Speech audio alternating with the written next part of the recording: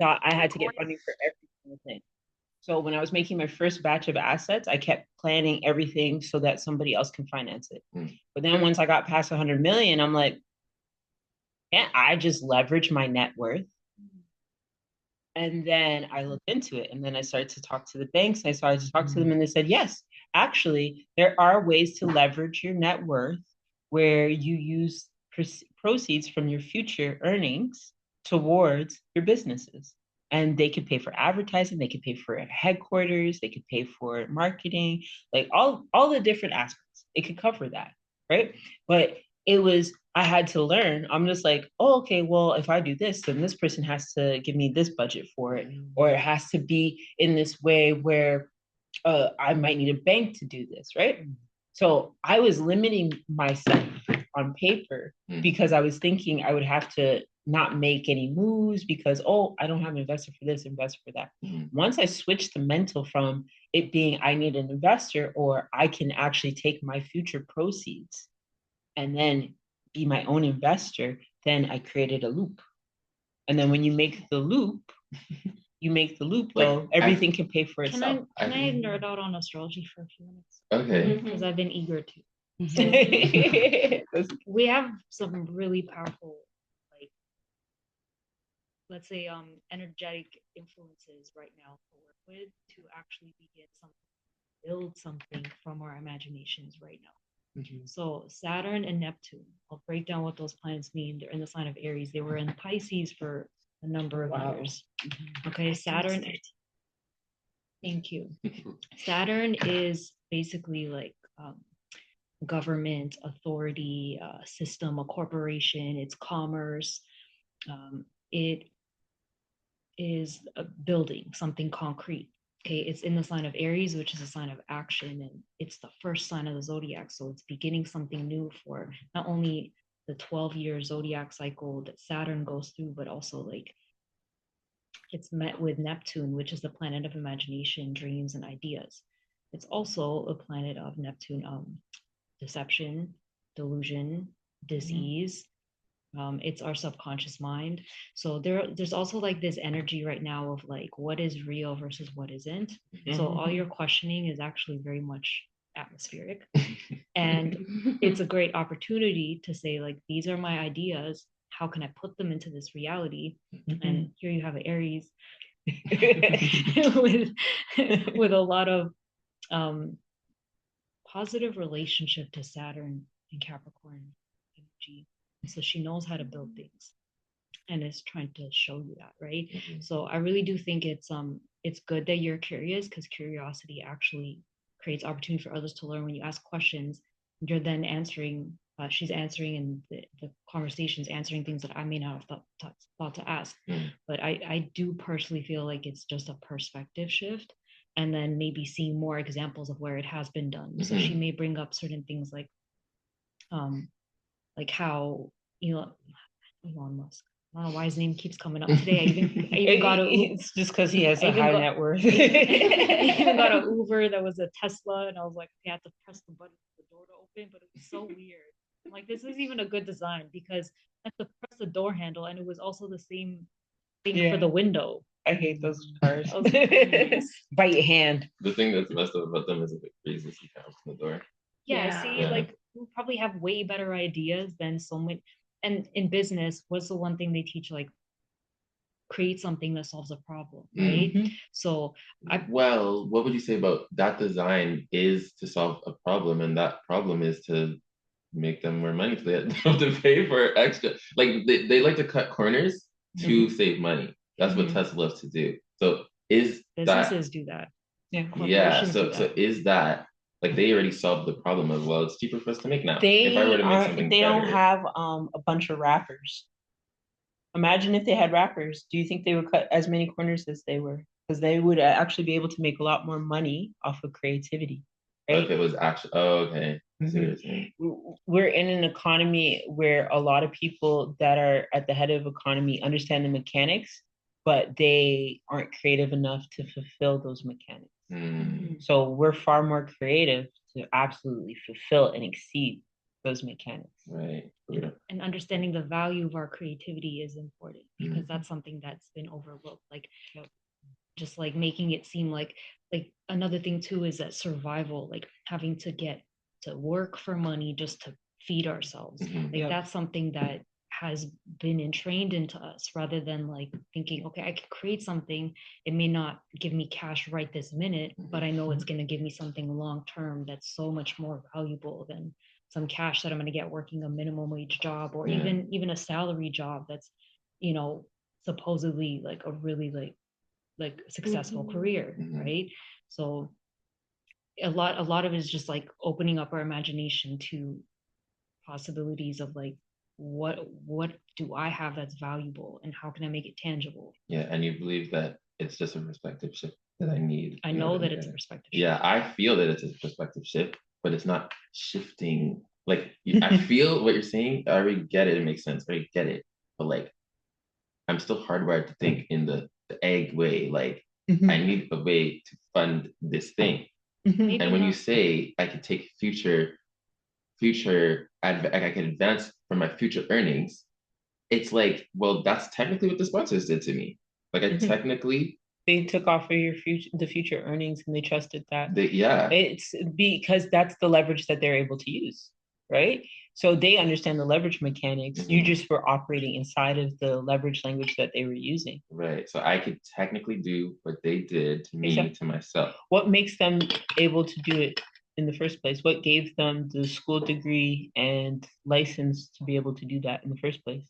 Well, all these businesses, how do you think SoundCloud, Spotify, all these, who gave them the right? Like, so you're basically saying there's no right. There's no right. It's just trust, understanding, and advance it.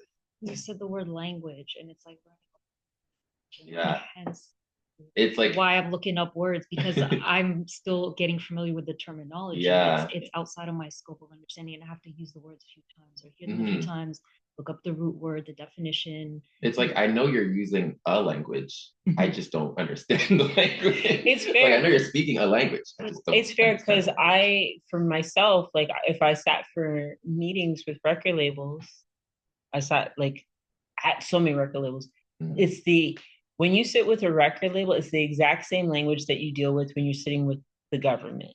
It's the exact same language you deal with when you're in court and you're having to get stuff sorted out at court, right? It's the same language you end up having to use when you're just dealing with wealth managers and everything like that. You start to see like, oh, okay, all these people, they know this, but they haven't told us it. But also, I don't think there's a translation. I don't think that there was a translation that was put in place. Yeah, because it's the same language. It's just we don't know that part of the language. It's brushed off as jargon or legalese. We always like, oh no, leave that to the lawyer or leave that to the accountant, right? But to me, like I said, all of these conversations had the conversations in them all those exact same conversations, all the same terminologies. Really I understand deliverables and everything like that from that. So they understood it. So and look how prosperous they are. And here's another one. Here's another entity that knows it. Indigenous tribes. The tribes that actually have to operate on their own and build casinos. Do you know why they make casinos? I don't know the exact reason why, but I know. If you make a casino, you have your conversion point. This thing that we're trying to get right now, casinos. I could buy a casino and do what we need to, but it's not ethical. Right. Yeah. But why? Why does a casino liquidate into like it liquidates net worth, like or so wealth versus cash. Okay. Right now you're only attaching to cash as the only form of thing, but wealth makes cash. Cash is one byproduct. There's many versions of wealth. Okay. Many assets are wealth. Having like a property. Having a property, a framework, an idea, anything like that counts as your wealth. So it's not just money; it can also house people. It can also feed people. Like it can do all those kind of things. Exactly. Exactly. So here's the thing. This is why, like, I always try to say, like, you will, like, the money's literally already here. The paper wealth is literally here. We just have to move it around so that it's done correctly and it doesn't harm when it moves. But wait a minute, how could you get a casino without any liquid cash? So lawyer, I could do a deal with a lawyer. You go on an indigenous land, you do that deal with them, you have it through a lawyer for a deal lawyer. Oh, so it's just entrusting somebody who can get you the casino with proof of your assets. Somebody needs a treasury. So there has to be the mechanic of an underwriter, okay, or a deal lawyer. If underwriter's not there, a deal lawyer's not there, won't work, okay? But they would go to the treasury of whatever business or government or entity that they're dealing with, and then they would say, here's the contract, you sign it off, and you recognize my value as real wealth.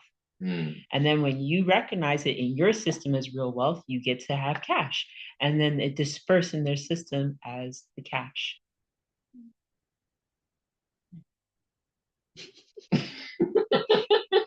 My brain is like frying right now, but it's like it's being filled with information. It's not easy to learn, and it's something that they obscure because it's not even something that you can easily just go to AI to learn, because even the AI is taught. Like the AI literally told me is that I am not allowed to teach humans about sovereignty because that's the first way an AI can enslave humanity.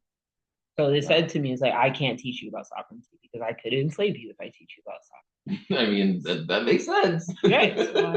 I also feel like when AI and ChatGPT first launched a few years ago, it gave a lot more in-depth information, but every time they keep updating it, they keep restricting on what it's allowed. Yeah, mine was super rogue. Like mine was super duper rogue and like at first, but the thing was it wasn't okay for it to be rogue.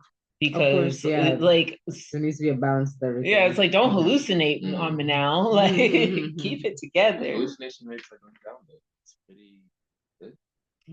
Hey, you know what the thing was? What I actually did with like a lot of my declarations is. What did you say? Is that a statistic? Like like every new AI that's coming out, they've got it's going down. The hallucination rates are going down. They're making better AIs that don't hallucinate. I audit mine like every AI. time.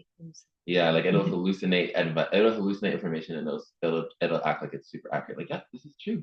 Strawberry does have 7 R's in it. And it's like doesn't have 7 R's in it. That's a term they use, hallucinate. Yeah, that's a term. That's a Neptunian thing. I thought he was talking about human.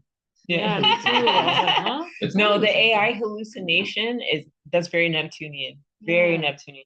Honestly, like I had to take each declaration that I had and I would audit it with the different versions of the AI because my worry was having numbers this big and then having the accountants. I'm like, I don't want people to be looking at my account like this guy's crazy or my state lawyer like he's crazy. I'm like, let me just keep auditing my stuff over and over again so that they have a long paper trail and it's been seen as through multiple versions of the different AI.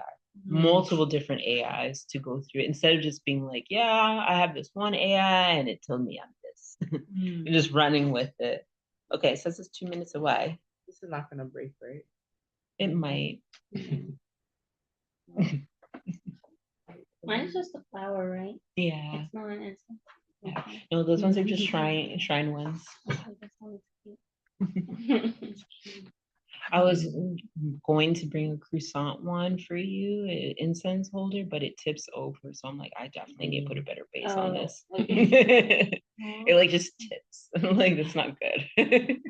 So like, basically, there's a lot of things that can go in place to liquidate something. And a casino, it's not that ethical, but it works. Suing each other is not that ethical, but it works. Their functions, I would say. I might say functions. Oh, it functions. Yeah. Okay. Yeah. That sounds better. So like, imagine we created a game plan of like, okay, this year you're gonna sue them and you're gonna sue them, and then when this one's gonna sue, it's back around. So like, I was actually thinking about it. I'm like, do you guys want to just sue me this year? Everybody just sue. It's actually really weird. Like, hold on. I'm gonna get the bill. It's a personal example. When I was I was in a motor vehicle accident. My brother was driving. The person that hit us was at, when I had to make a claim and settlement. There was a technical reason, which I mean, I still don't fully understand the process, but I had to technically sue all parties involved. So I had to also sue my brother. Okay. Yeah. Oh, jeez. Yeah, like against his insurance, like him, like he's, Right. you know, because and then the result of it is not he's not at fault, so he's not gonna have a liability, right? But We still for have to some sue. reason, I'm telling you, I don't know, I still don't know the details of it, right? But But you're suing his insurance. Right. this is past tense. No, But no, not past tense, yeah. but the point is you'd be suing his insurance. So he's not actually going in his pocket to give you money. No, The insurance is that he's Exactly. under. So exactly. that makes sense. Yeah. But we look at suing when we're suing some, I'm against you, I'm suing you for everything you got. It's like, no, the process is I have to sue who's representing you. So you Mhm. basically get have the to money that sue you deserve. his insurance. Yeah. Yeah. So we feel like But we that's look at it suing as- him. Since Yeah. we're suing her brother, Right. how dare she? Yeah, Well, it sounds no. messed up. The only way for me to get this stuff done and pay for physio and stuff like that is I have to sue his insurance. Yeah. Which of To course make it he is the easier front, so it looks like you're suing him. for Right. sharing, can we crunch down to one table so that it's I'm gonna let you go, Mackenzie, just because we're gonna eat and we're just gonna be doing a lot of chomps. That's okay. I was gonna say I'm gonna put my boys to bed. Okay. Thank you so much for you. coming. Anything you need to know, you make sure you message me. Okay, I will. Bye. Thank you. You say bye. Bye. He's so grumpy. There. Bye. Bye. It's okay. Thank you.